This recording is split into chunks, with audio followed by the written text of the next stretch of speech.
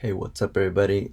Today, making a video, an update on what's going on, what has been going on. I haven't posted in quite a while. I mean, I did post yesterday, but like even then, um, quick updates. So I started this new job with another Amazon contractor because the one I was with is no longer with Amazon. So I just joined another one, and now we'll be doing 5 days a week instead of six.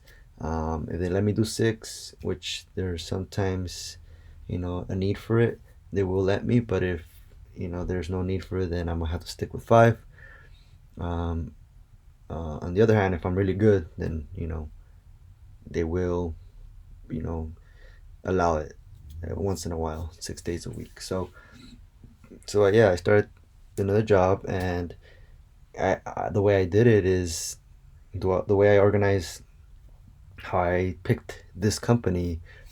So I picked this company here in Southern California, Irvine Warehouse, and I chose a company that one started late around 10:50 a.m. That's our clock in time. They pay the 10 hours. They pay 16 an hour, or depending on how well you're doing. Um, and they're willing to give a raise if you keep your performance up. Um, I what else do I like about it? I'm okay with the 5 days, 6 days if I'm doing good. So the most important part was making sure that I started late. And why do I want to start late? Is the whole reason that I want to start late was the whole reason I even saved money, which I'll put a link in the bottom of the video of where I talk about how much I saved in 2 years of working at Amazon, doing 6 days a week, sometimes seven, and how much I saved and the reason I saved that much. And I will say it here. The reason I saved that much is, as you can see in the background, there is stock charts, and that's why I saved. I saved so that I can trade. For instance, here's a little chart. I save money to put in here and get over the PDT rule. So as you can see, I put this much money into the account, um, and so I am looking to get over the PDT rule, which allows me to do unlimited amount of trades. You have to be above $25,000 to be able to do that, and there's a benefit to that because you can get in, get out without getting a restriction on your account. So that's why I did it. I'm gonna be extra careful. This is kind of scary because I've tried it before with debt money. Like I pretty much was putting money on my card so that I could put money in my account. But then I'm like, you know what? I'm just gonna pay off my debt and be debt free. So I did that, and then I started, just doing it the right way, which is saving up money to put it in here. And with that, I am more calm. I'm working, so I have a job. I have time available for trading. There's money in the account. There's money in my, bank account for emergencies. So this is pretty much the moment I've been waiting for the past 2 years, which is being able to trade and make it a career and make it pretty much the thing that will hopefully, if I get really good, this is gonna take practice. I'm not gonna be good from the start. Obviously gonna be doing some bad trades because that's the nature of this game. This game causes you to make a lot of mistakes by involving your emotions. So it's gonna take a lot of emotional control. It's gonna take a lot of practice in the morning every day. You're gonna wake up every day, and I'm gonna have to stick to my schedule. Make sure that I do everything that I have to do to prepare for this moment. So I pretty much made a list of things that I have to do in the morning before getting on the computer and starting to trade, which is, doing the small things: make my bed, brush my teeth, eat, um, get dressed, be ready for work so that I don't have to get ready right, while I'm trading. So I get everything done out of the way so that when it comes time to work, I just shut down the computer and go get my food and leave.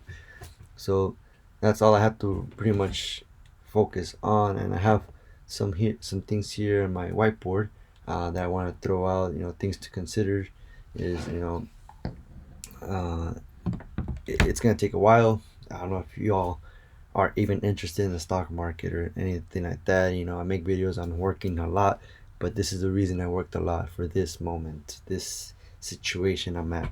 So, if you are interested in stocks, I recommend that you read up on it a lot. Like, read as much information and pretty much become very well versed on it. Doesn't mean you have to be a good trader. You just gotta know the terminology and stuff like that.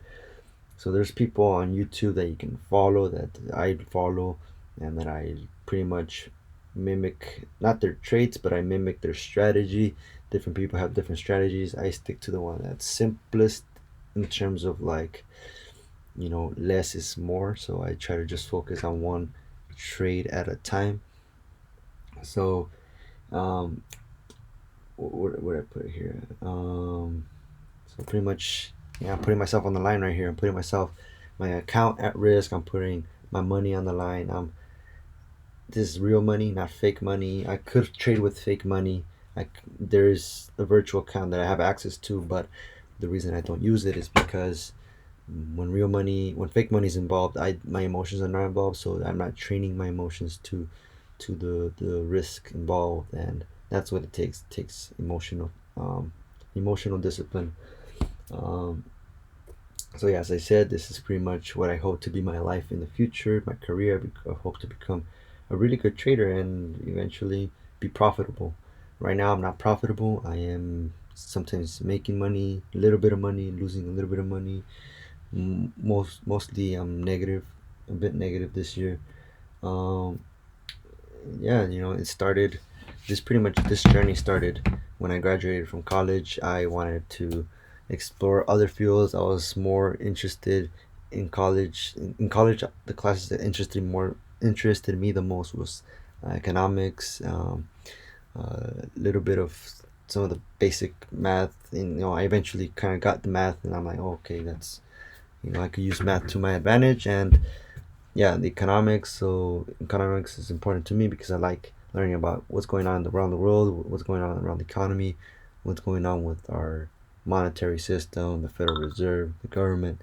What are they doing with their budget? What are the relationships? What are the international relationships that that are at stake or whatever? I don't know what I'm talking about. Um, so let's see, what is uh, so yeah, what is so I don't even know what I wrote here, but pretty much, in order for me to be successful, I just gotta make sure I stay on track, making sure I do everything that prepares me for this moment every day in the morning. Wake up at 5:50 in the morning and be ready by 6:30. And if I'm not ready by then it's probably not gonna be a good day. And I have to go to sleep between 8:50 to 9:30. Otherwise, it's not gonna be a good day the next day. I have to eat well. I have to be right mentally. Otherwise, it's not gonna be a good day. So I do live with roommates. So there's sometimes I wake up and in the middle of the night there's noise. Um, I just got to put some earplugs and kind of filter out the noise. And that's my job. I have to be responsible for making sure I get to sleep. And if I am actually thinking I may have to move out of California. Why? Because I feel like, I don't know, this is just an assumption that I assume that being isolated in my own little house would be ideal for getting my mind right, focusing on this and nothing else. So I'm thinking, maybe by the end of my lease here in Irvine, California, I may have to move out to Kansas, where my mom and my brother are, and I'll get a job over there, just similar type like this, where I'll work late, or yeah, work late over there. the trading hours, because the time is different, it's 2 hours ahead. So the market opens at 8:30 over there, which is pretty good. I don't have to wake up super early. I don't have to go to sleep super early. And the houses over there are very cheap, so I would be able to afford a house for myself with basically minimum wage. But I mean, I'm not gonna try to get a minimum wage job. I'm trying to get something decent and buy a house. And most likely, I'm trying to stay in the same industry, which is driving, deliveries. That way, I qualify for a home loan, and that way, I have a whole house to myself so that I can focus. That's just 6 months from now. I don't know it yet.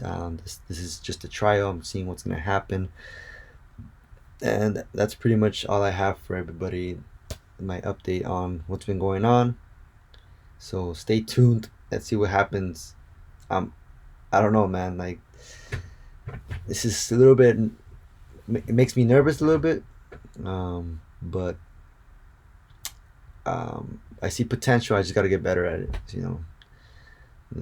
Just gotta get better. So like today, here's an example. A stock I missed out on. I didn't even know. There was one yesterday called a DPN, I think, or APDN, that went from $6 to a high of almost 20, 19. I missed out on that. I was watching it. I woke up late. I didn't do the things that I was supposed to do yesterday, so that messed me up. I missed out. Cool. Um, but today I kind of was trading Tesla for a little bit. It was a little choppy today, and didn't really like how it really was moving. Just moving downward the whole time. So I lost. How much did I lose on it? I lost $12 and made $8 on a different stock. And then 88 cents on one. So very small positions. In total, I lost $4 today. I mean, I was down even more, but I pretty much recovered. I got back on my feet. I'm like, let's cut our losses. Let's try to get little gains at a time. So eventually, at some point it was like negative $90, and then I'm like, little by little, I came back, and now I'm down only $5. In the morning I was up $50, and then I give it away by uh, making bigger position sizes than I should have. But oh well, you live and you learn. So this is pretty much the second day of trading, and I had to keep doing what I have to do. So stay tuned. We'll see what happens. I don't know where I'm gonna end up, but I just gotta keep going and subscribe, like the video, and I'll see you all on the upcoming videos. I will probably post another video uh, on a option trade that I will do on Walmart or Cisco. We'll see. All right, see y'all. Bye.